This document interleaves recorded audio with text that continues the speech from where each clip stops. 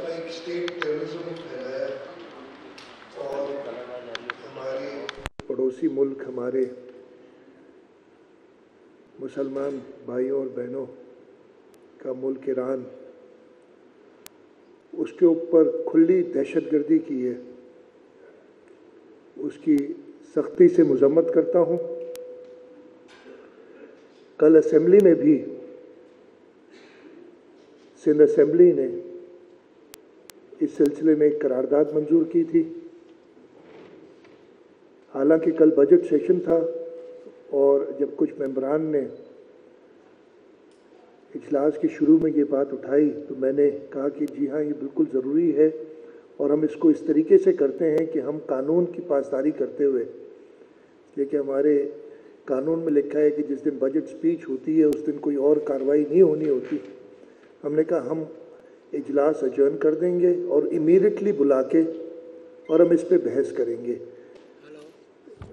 जैसे ही इजलास ख़त्म हुआ हमने अजर्न किया, दोबारा बुलाया। मुझे अफसोस है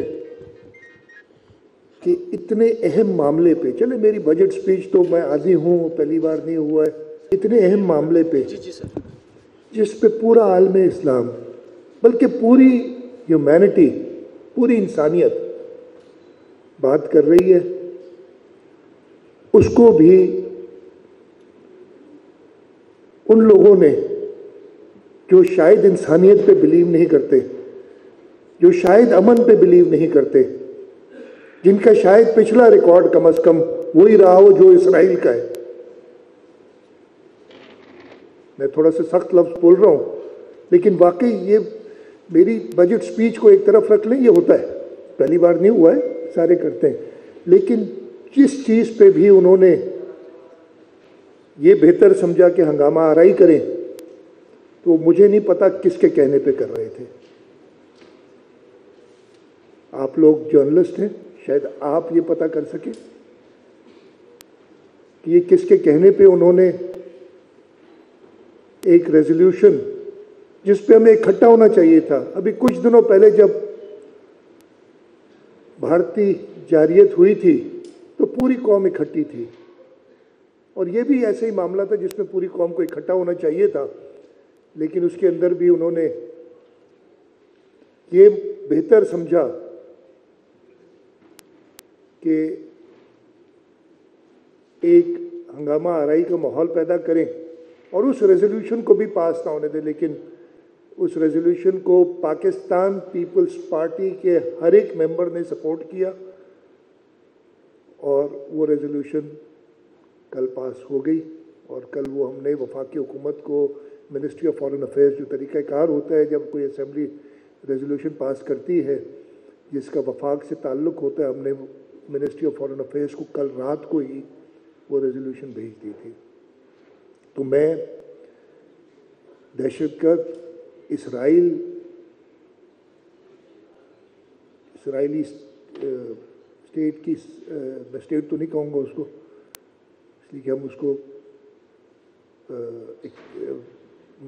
हमने उसको स्टेट का दर्जा नहीं दिया है, उनकी दहशतगर्दी की सख्त मजम्मत करूँगा और उनकी भी मजम्मत करूँगा जिन्होंने इस दहशतगर्दी के ख़िलाफ़ एक करारदाद पास होने में रख न डाला। कल पाकिस्तान पीपल्स पार्टी की सिंध हुकूमत ने इस सूबे का 17वां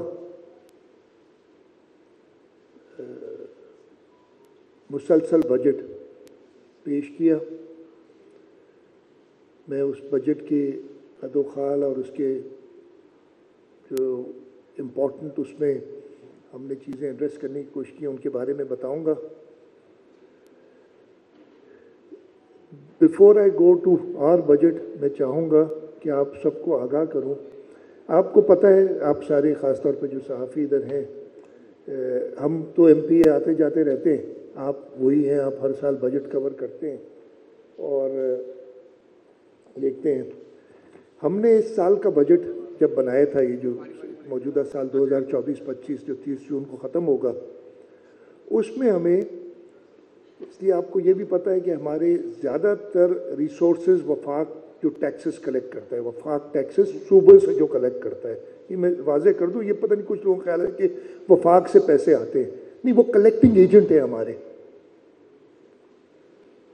तो वो कलेक्टिंग एजेंट, कलेक्शन एजेंट जो है, उसने हमें वादा किया, हम एक IMF प्रोग्राम के अंदर भी थे, उन्होंने हमें वादा किया कि हम आपको 1900.8 बिलियन हम आपको देंगे डिविजिबल पूल टैक्सेस में से। हमने बजट उस हिसाब से बनाया। इस बजट में हमें मसाइल आए, जो ट्रांसफर्स आने थे वफाक से वो टाइमली नहीं आ रहे थे, हमने वफाक से रुजू किया, उनको लिखते भी रहे, और हमें वो यही कहते रहे कि जी हम ऑन ट्रैक हैं, हम ऑन ट्रैक हैं। हकायक कुछ और बता रहे थे, लेकिन एक वफाकी हुकूमत अगर हमें कहती है कि हम ऑन ट्रैक हैं तो उस पर यकीन करना पड़ता है। आपको हैरत होगी, हमने बजट दिया है कल यानी 13 जून को, 11 जून को, राइट, 12, ओके, मैं 11 भी जल्दी बता रहा था, 12 जून को एक खत आता है हमारे पास, वो मौजूद है हमारे, अगर आप कहेंगे तो दिखा दूंगा सबको, कि नहीं अब हम आपको 1901 अरब तकरीबन जो है वो नहीं देंगे, हम आपको अब 1796.1 अरब देंगे, यानी 105 अरब रुपए उन्होंने कहा है कि हम आपको कम देंगे। बजट पेश होने से एक दिन पहले ये हमें इन्फॉर्म करते, जबकि हम इन्हें कहते रहे कि जी आप हमें बता दें, जब तक आप हमें इन्फॉर्म नहीं करेंगे हम तो वही 1900 अरब रुपए का सोच के हम अपना बजट और एक्सपेंडिचर कर रहे हैं।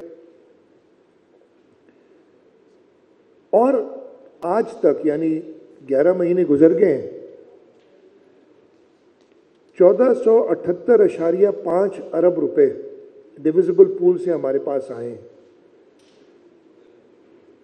इसका मतलब ये है कि अगर जो उनका ओरिजिनल हमें कमिटमेंट थी उससे अभी भी 317.6 अरब रुपये, सॉरी, जो ओरिजिनल कमिटमेंट थी उससे अभी भी 422.3 अरब रुपए कब मिले हैं हमें। और अगर उन्होंने अपना वादा पूरा करना है तो हमें 422.3 अरब रुपए जून के महीने में आने चाहिए। और जो उन्होंने अचानक बॉम्बशेल गिराया और नया खत लिख दिया 12 जून को, उसके हवाले से, उसके हिसाब से अभी भी 317.6 अरब रहते हैं। मैंने आपको शुरू में बताया था हम एक IMF प्रोग्राम के अंदर हैं। IMF प्रोग्राम में और काफ़ी सारी शराइत है। एक शर्त ये है कि सूबे अपना प्राइमरी सरप्लस रखेंगे। उसकी वजह क्या है मैं आपको बता देता हूँ। हमारे पास पैसे जो NFC से आ जाते हैं, कहते नहीं भाई इतने पैसे आपने बचा के रखने, खर्च नहीं करने, यानी आपके अकाउंट में रहेंगे लेकिन आप इसको इस्तेमाल नहीं कर सकते, आपको इस पर कोई फ़ायदा नहीं होगा। यानी वो स्टेट बैंक तो अपना फ़ायदा बनाती है ना, वो तकरीबन 2 ट्रिलियन रुपए है, इफ आई रिमेंबर करेक्टली, वो अपनी स्टेट बैंक का मुनाफा जो है वो वफाक को जाता है, वो इन्हीं पैसों में से जाता है जो हमारे भी पड़े हैं, बाकी सूबों में भी पड़े होंगे। तो हमने वो 299 अरब रुपए का सरप्लस दिखाना था और रखना था। और जैसे मैं आपको बता रहा हूँ कि 104 अरब तो उन्होंने वैसे ही काट दिए हैं कि नहीं, 104 तो सिर्फ डिविडेंड पूल के हैं। अगर इसके साथ अगर वो आप लगाएंगे जो हमें OZT शेयर में मिलता है 4-4.5 अरब रुपए तकरीबन, उसके 4 अरब के करीब उसके भी हैं जो हमें नहीं मिलेंगे, जो वो तो कह चुके हैं कि नहीं मिलेंगे। 12 जून को बताया हमें, मतलब पूरा साल गुजर गया, 12 जून को बताते कि ये होगा। तो मैं वफाक से सिर्फ ये कहना चाहता हूँ कि जो वादे आप करते हैं और फिर सूबों को कहते हैं कि आप एक पर्टिकुलर फाइनेंस, एक नेशनल फिस्कल पैक्ट साइन करते हैं, कहते हैं कि जी आपने इन दायरे के अंदर रहना है, तो फिर अपने भी जो रिसोर्सेज है, जो रेवेन्यूज़ है, जो आप सूबों को ट्रांसफ़र करने हैं आपने, उनका भी ख्याल रखें। इन सारी कंस्ट्रेंट्स के बाद अगले साल का जो बजट हमने बनाया है, मैंने कल ऐलान किया था कि ये पहले इस साल के बजट का बता दूं। अब ये जो शॉर्टेज आती है पैसों की, वो हिट कहाँ होगी? सीधा सीधा हिट होगी जाके आपके डेवलपमेंट साइड पे। तनख्वाहें आप रोक नहीं सकते, अब रोकना भी नहीं चाहिए तनख्वाहें, वैसे ही इस वक्त लोग काफ़ी परेशानी में हैं इन्फ्लेशन की वजह से। आपके और खर्चे आप कम तो कर सकते हैं, लेकिन ज़ीरो तो नहीं कर सकते। हमने ऑस्टेरिटी मेजर्स बहुत ज़्यादा लिए हैं, उसके बारे में कल मैंने बजट में अपनी स्पीच में जिक्र भी किया था, लेकिन उसके बावजूद आपके जो बिजली, पानी, गैस और रनिंग एक्सपेंसेस बाकी सारी होती हैं, वो आप ख़त्म नहीं कर सकते। तो आपका कट फाइनली जाके लगता है डेवलपमेंट पे। तो आप ये लगाएं सीधा सीधा कि 299 अरब रुपए तो हमने बचा के रखने हैं, उस पर हाथ नहीं लगाना, वो पड़े रहेंगे। 104 अरब तो ये कह चुके हैं कि शॉर्ट है। 900 सम बिलियन का हमारा डेवलपमेंट था बजट। हम इस शॉर्टफॉल की वजह से अभी तक 666 अरब रुपए रिलीज़ कर सके हैं, कि शॉर्टफॉल आया है। और मैंने कल बताया था कि अगले साल में, इस साल में जो ख़त्म होगा, हम उम्मीद करते हैं कि तकरीबन 590 अरब के करीब हम डेवलपमेंट में खर्च करेंगे। इन सारी तकालीफ के बावजूद, ये जैसे मैंने बताया, ये हमने साल जब शुरू किया था, हमने कहा था हम कोई नई स्कीम नहीं दे रहे, हमने कंसोलिडेशन की तरफ जा रहे थे। और मुझे ये खुशी महसूस हो रही है कि हम उस कंसोलिडेशन की तरफ गए हैं। जैसे मैंने कहा कि हमने 590 अरब रुपए सारी ऑनगोइंग स्कीम्स में खर्च किए, कुछ नई स्कीम्स भी ड्यूरिंग द ईयर लाए थे। और इस पिछले ये जो करंट ईयर है, जो जून 30 को ख़त्म होगा, इसमें हम एक रिकॉर्ड 1460 स्कीमें कंप्लीट करने जा रहे हैं। ये मेरे पास पिछले कितने सालों का, 10 सालों से ज़्यादा का रिकॉर्ड है। इससे पहले हमने सबसे ज़्यादा स्कीमें 2017-18 में, या चलें नहीं, 2021-22 में, 22-23 में 770 स्कीमें कंप्लीट की थी, तो डबल से भी ज़्यादा। आज हम नॉर्मली आप देखें, जब भी ये आप देखेंगे ना, तो उससे पिछला रिकॉर्ड था 2017-18 का। आपको पता है ना, 18 में इलेक्शन हुए, तो हर पॉलिटिकल गवर्नमेंट की कोशिश होती है इलेक्शन के साल में ज़्यादा से ज़्यादा स्कीमें कंप्लीट करें। तो वो तो हमने 2017-18 में रिकॉर्ड बनाया। अगला रिकॉर्ड 2022-23 में था, दोबारा इलेक्शन का साल था। लेकिन इस दफ़े हमने, और नॉर्मली होता क्या है कि इलेक्शन के बाद जो पहला साल होता है ना, उसमें एक बड़ी ड्रास्टिक कमी आती है पहले 2 सालों में। मैं एग्जाम्पल आपको बताता हूँ। 2017-18 में हमने 756 स्कीमें कंप्लीट की थी। अगले साल 18-19 में 453, इतना कम हो गए। उससे अगले साल 2019-20 में 435 स्कीमें कंप्लीट की। ये एक डिक्लाइन आया था। एक तो खैर वो 2018 की मैं वजह बहुत बार बता चुका हूँ, दोबारा बताना नहीं चाहता कि क्या हुआ था इस मुल्क के साथ। 2022-23 में जो हमारा पिछला साल था, वो भी कुछ महीने हम थे और बजट भी हम बना के गए थे, तो 770 से, जो मैंने कहा था रिकॉर्ड था हमारा, उससे कम होकर 603 हो गई थी। लेकिन सेकंड ईयर कंसोलिडेशन, जिससे मैंने कहा नई स्कीम्स नहीं देनी है, पुरानी स्कीम्स को कंप्लीट करना है, एक बहुत बड़ा बैकलॉग है उसको ख़त्म करना है, हम उसमें कामयाब हुए। जो हमारी ऑब्जेक्टिव थी 1460 स्कीम्स में हमने कंप्लीट की इन 2020, करने जा रहे हैं इंशाल्लाह 2024-25 में। एक तो ये मैं बताना चाह रहा था जो गुज़रा साल है उसके हवाले से। नेक्स्ट ईयर हमारी जो बजट है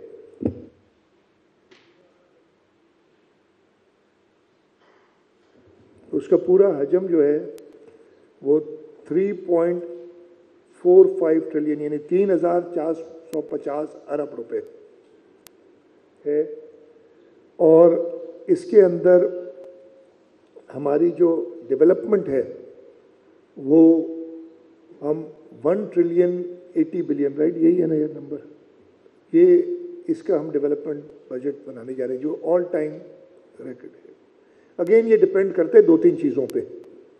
मतलब 1 साल बाद मैं बैठा हूँगा जब आपके सामने हम हुकूमत सिंध प्रेजेंट कर रही होगी ये नंबर्स, तो फिर आप शायद कहेंगे कि यार आपने 1 ट्रिलियन कहा था, हुआ तो 800 है या 900 है। अगर ऐसा हुआ, हम तो चाहते हैं, हमारा तो इरादा है कि हम 1 ट्रिलियन से ऊपर जाएंगे, तो वो वही वजह होगी अगर वफाक अपने पूरे पैसे कलेक्ट ना कर सके। उन्होंने इस साल भी हमारे साथ काफ़ी कुछ आगे पीछे किया है, इसलिए कि पहले एक इंडिकेटिव नंबर दे रहे थे कि हम 15 ट्रिलियन या कुछ कलेक्ट करेंगे। कितने था यार? 15.5 ट्रिलियन कलेक्ट करेंगे, और उस हिसाब से हमने अपना बजट बनाना शुरू किया।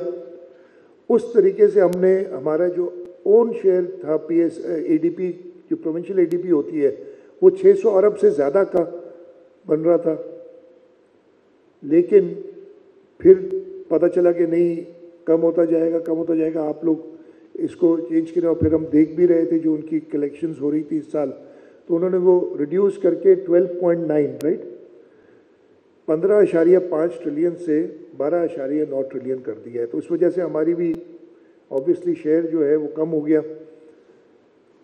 तो हमारा जो प्रोविंशियल एडीपी है अगले साल का, इसका टोटल हजम 1018 बिलियन है। जो हमारा नॉन करंट रेवेन्यू एक्सपेंडिचर है उसकी मैं आपको डिटेल्स दे देता हूँ।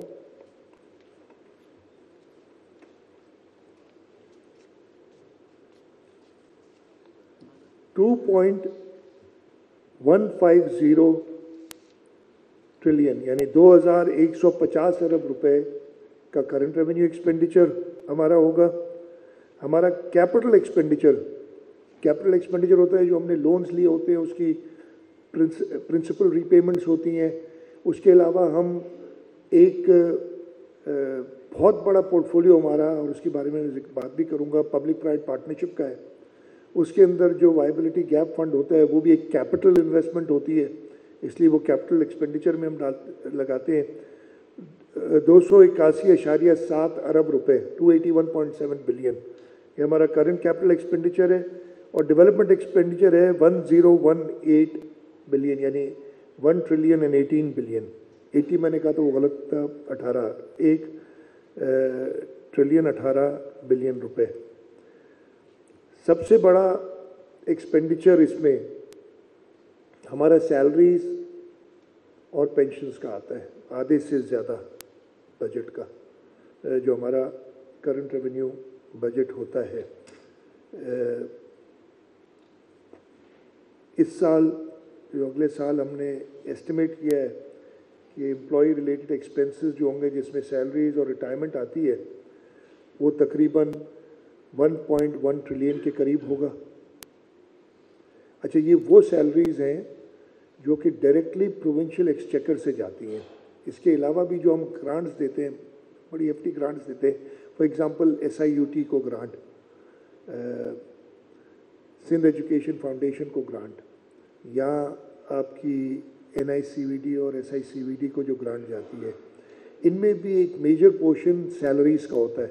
तो मैं ये सीधा सीधा कहता हूँ कि हमारे सैलरीज का एक्सपेंडिचर महीने का 100 अरब से ज़्यादा का है इस वक्त। इस कंस्ट्रेंट के बावजूद हमने अगले साल ये प्रपोज़ किया है, और मैं उम्मीद करता हूँ कि असेंबली अप्रूव करेगी, कि हम मुलाजमीन की तनख्वाह जो एक ग्रेड 1 से 16 है उसमें 12% का इजाफा करेंगे। जो 17 से 22 के मुलाजमीन हैं उनकी 10% इजाफा करेंगे और पेंशन्स में 8% इजाफा करेंगे। जो मेजर डिपार्टमेंट्स हैं जिन पे ये ख़र्चा होना है और मैं इनमें जो इंक्रीज़ है मैं नॉन डेवलपमेंट यानी करंट रेवेन्यू की बता रहा हूँ। सबसे बड़ा डिपार्टमेंट हमारा जिस पे हम खर्चा करते हैं वो हमारा तालीम एजुकेशन डिपार्टमेंट है। हमने इस करंट फाइनेंशियल ईयर में 459 बिलियन रखे थे। इसके अंदर रिवाइज में तकरीबन वो 409 अरब रुपए हैं रिवाइज जो हमारी हुई है, और अगले साल हमने 541.63 अरब रुपए तालीम में रखे हैं। ये तकरीबन 18% की ग्रोथ है या 18% मज़ीद हम इसमें दे रहे हैं। इस तरीके से सबसे दूसरे नंबर पे जो डिपार्टमेंट आता है जिस पे हम खर्च करते हैं वो हेल्थ है। हेल्थ में हमने इस साल बजट रखा था 302 अरब रुपए, अगले साल 336 अरब रुपए है। इसकी तकरीबन 11.5% ग्रोथ है। लोकल गवर्नमेंट में हमने पिछले साल बढ़ाए थे काफ़ी।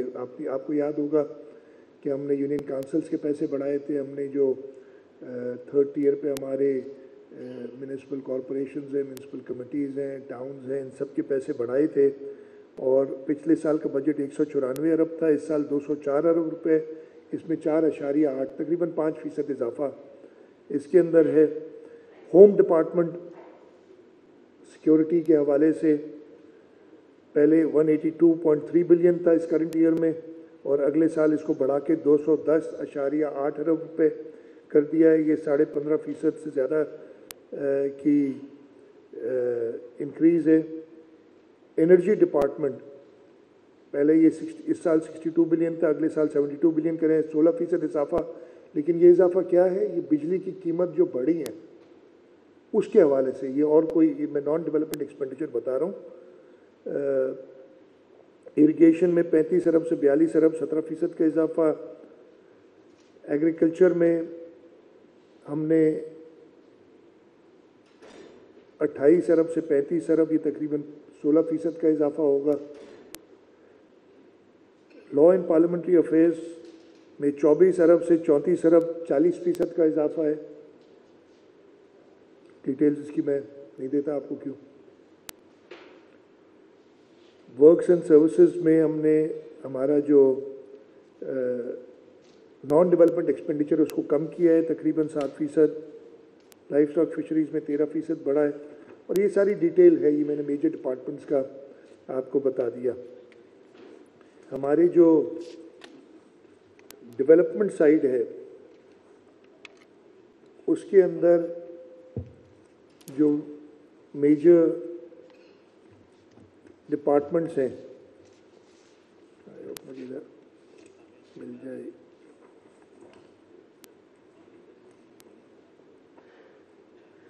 मेजर डिपार्टमेंट्स की बात कर लूँगा।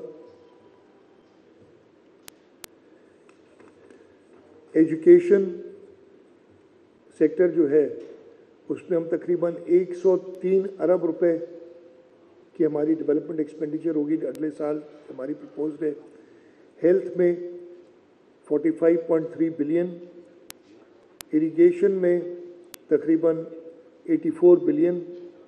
इसलिए इसमें बहुत ज़्यादा फ्लड रिलेटेड जो हमारे फॉरेन फंडेड हैं, फॉर एग्जांपल सक्खर बराज की गेट्स की रिप्लेसमेंट हो रही है, डुड्डू बराज का काम हो रहा है। Local government 30 Arab, works and services 143 Arab. Energy department जिसमें हम सोलर की एक मेगा स्कीम लेके आ रहे हैं उसमें तकरीबन 36 अरब, और मेजर वही 25 अरब रुपए की स्कीम हम लेके आ रहे हैं।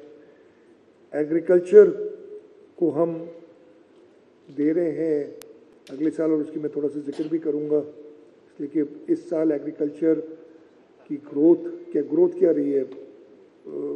मेजर क्रॉप्स में तो 13% कमी हुई है और स्मॉल क्रॉप्स को मिला के को 0.4% ग्रोथ की बात कर रहे हैं। उसमें हम तकरीबन 22.5 अरब, ट्रांसपोर्ट और मास ट्रांजिट जिसके अंदर हमारे मेगा स्कीम्स चल रही हैं इस वक्त कराची में, उसके अलावा हम वो भी जिक्र करूँगा, कुछ पब्लिक प्राइवेट पार्टनरशिप स्कीम्स कर रहे हैं, लेकिन उनको हटा के पब्लिक प्राइवेट पार्टनरशिप को हटा के 59.6 बिलियन, और पब्लिक हेल्थ इंजीनियरिंग इसमें 24.6 बिलियन। इसके साथ साथ हमने एक, जैसे वफाकी हुकूमत करती है, हमने इस दफ़े एक ब्लॉक डाला है सस्टेनेबल डेवलपमेंट गोल्स, और हमारी जो चेयरमैन बिलावल भुट्टो जरदारी साहब की मंशूर में वादा है कि water for every citizen, every resident of Sindh, clean drinking water, उसमें हम टोटल 90 अरब की स्कीमें शुरू करेंगे। 50% एलोकेशन यानी 45 अरब रुपए की एलोकेशन रखी है ताकि 2 साल में कंप्लीट हो, और उन 90 अरब रुपए में से हमने ये शर्त लगाई है कि आधी यानी 45 अरब रुपए की स्कीमें पब्लिक हेल्थ की साइड पे होंगी, यानी पानी की फराहमी या ड्रेनेज के हवाले से होंगी। तो अगर आप देखें टोटल जो पब्लिक हेल्थ इंजीनियरिंग में हमारी उम्मीद है कि हम 50 अरब से ज़्यादा का ख़र्चा करेंगे। मेजर स्कीम्स, जो मेजर इनिशिएटिव्स हैं, उनके बारे में बताऊं मैं आपको कि हमने रोड नेटवर्क पे काफ़ी काम किया है, और उस रोड नेटवर्क को हम मज़ीद बढ़ा रहे हैं। इस दफ़े हमने वफाक से काफ़ी सारी इन्वेस्टमेंट ली है टोटल वफाक से, और उसका भी मैं जिक्र करूँगा कि तकरीबन 86 बिलियन हमने फेडरल पीएचडीपी में रखाए हैं, बल्कि उससे कुछ ज़्यादा ही हैं, इसलिए मुझे उम्मीद है कि हम कुछ और भी निकाल लेंगे वफाक से। और इसमें मेजर रोड स्कीम्स हैं हमारी होटकी डिस्ट्रिक्ट के अंदर, टंडो अलायार से टंडो आदम ड्यूल कैरेज वे है, बहरान हाईवे जो है जो नवाबशाह से रानीपुर तक जाती है उसको ड्यूलाइज कर रहे हैं हम। सांगड़ से मुडजबड़ाओ से लेके तो सालेपट तक डेजर्ट के थ्रू एक 200+ किलोमीटर का रोड बना रहे हैं। ये एक ऑल्टरनेट रोड बन जाएगा हमारे लिए, जब तक ये हमें सक्खर हैदराबाद मोटरवे दें तो कम से कम नवाबशाह, सांगड़, मीरपुर ख़ास, थरपारकर वाले लोग इससे मुस्तफ़ीद होंगे कि वो सक्खर तक ज़्यादा जल्दी पहुंच सकेंगे, उन्हें हैदराबाद आके, और वो तकलीफ़ नहीं झेलनी पड़ेगी जो हम आप आजकल झेल रहे हैं, वो हैदराबाद से सक्खर मोटरवे ना होने की वजह से। कराची मुझे बड़ी हैरत हुई थी, मैंने आज एक बड़ा अच्छा अखबार है, मुझे बड़ी इज्जत है, उसकी फ्रंट में लिखा है no new mega schemes for Karachi. अब बगैर किताब को पढ़े तो आप सब कुछ लिख सकते हैं, आपको कोई मना नहीं करता, कौन मना करेगा। कल भी तो बगैर किताब को पढ़े हुए हंगामा रही हो रही थी ना, मतलब मुझे नहीं, किताब तो चले लीक आउट हो जाती है, शायद लीक आउट हुई कि 2-3 घंटे पहले हुई होगी, उसको बगैर पढ़े हुए बगैर किए हुए एक हंगामा रही शुरू कर दी।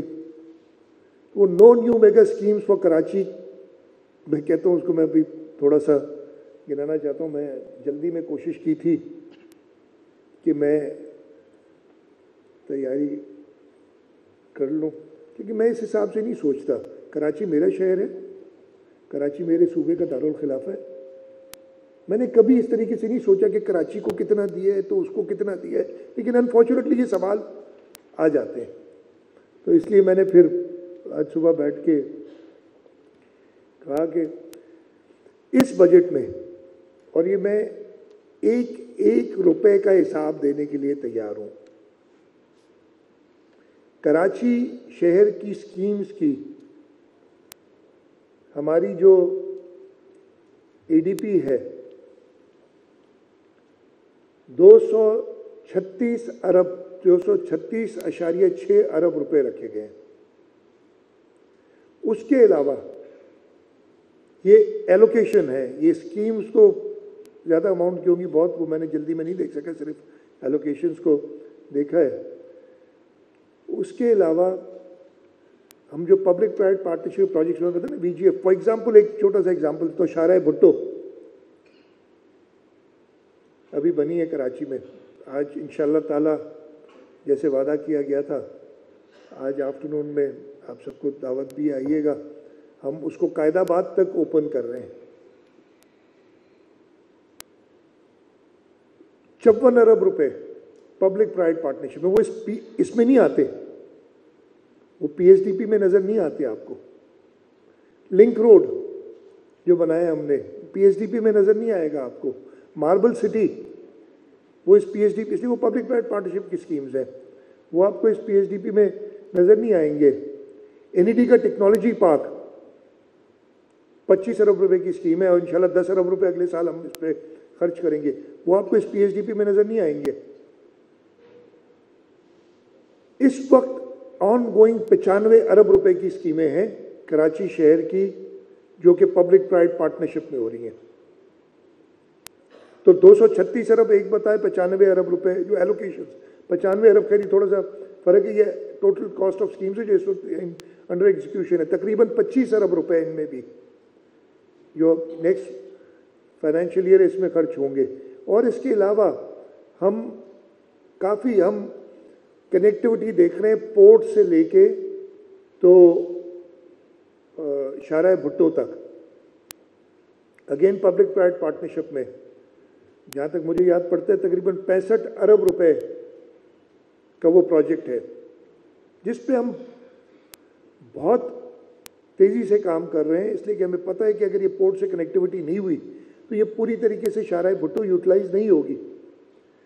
हम रिसाइकलिंग प्लांट्स है, वेस्ट वाटर ट्रीटमेंट प्लांट्स है, एक डिसैलिनेशन प्लांट है, 1000 बसेस का प्रोजेक्ट है कराची शहर के लिए, ये सारे पब्लिक प्राइवेट पार्टनरशिप में एक्टिवली इनको देख रहे हैं। अच्छा, मेगा, अब पता नहीं, खैर मैं कसूरवार मैं ही हूँ, नाम मैंने ही शुरू किया था, इसलिए मैं चाह रहा था कि मेगा का मतलब क्या था। वो स्कीमें करें, शुरू करें और उसी साल ख़त्म करें। एक तो कराची शहर में मैं खुद कहता हूँ कि हम ख़ास तौर पे कराची, हर जगह होना चाहिए, लेकिन ख़ास तौर पे इसलिए गुंजान आबादी है, मेट्रोपोलिस है हमारा, हम स्कीम शुरू करें तो उसको जल्दी ख़त्म करना चाहिए। नहीं तो वो, मैं कहता वही हूँ कि एक स्कीम हम शुरू करते हैं, अगर 4 साल में ख़त्म करेंगे तो 3 साल 364 दिन हम गालियाँ खाते हैं, और चौथे साल जाके जिस दिन इनॉग्रेट करते हैं तो वाह वाह होती है हमारी। तो हम उसको उसी साल करें और उसी साल ख़त्म करें, यही मेगा का मकसद था। इस साल जो मेगा के उसमें 9 अरब के करीब आपको 8.9 बिलियन है और समथिंग वो नज़र आ रहा है, वो स्कीम्स है जो पिछले साल में कंप्लीट नहीं हुई, उसकी पूरी एलोकेशन डाल के मैंने कहा भाई ये बहुत हो गया, इनको हमने ख़त्म करना है, वो ख़त्म होंगी। उसके अलावा वही मेगा, जिसको हम मेगा कहते थे, अगर मतलब ये डालनी उधर चाहिए थी, लेकिन इसलिए उसमें एक इशू ये आया, मैं आपको बड़ा क्लियरली बताता हूँ। पिछले कुछ सालों में हमारे पास KDA और KMC में वो इंजीनियर्स की तादाद नहीं है कि हम इतनी सारी स्कीमें करा सकें। तो इस वजह से हमने पहले क्या किया था कि उनसे लोग निकाल के एक मेगा के अंदर लोग डाल दिए थे, लेकिन अब वो लोगों की कमी हो गई तो हमारी वो स्कीम सफ़र करने लगी। तो हमने कहा भाई चलो इसको हम वो मेगा वाले कॉन्सेप्ट से निकाल के, लेकिन अब कॉन्सेप्ट वही है, लेकिन हम इसको KDA और KMC से ही एग्जीक्यूट कराते हैं, उसी शर्त पे कि 1 साल में होंगी, पूरी एलोकेशन रखी जाएगी। 12, 13, 14 स्कीमें मेगा में नहीं है, जिनकी टोटल कॉस्ट 12 और 2 14 और 3.5 17.5 अरब रुपए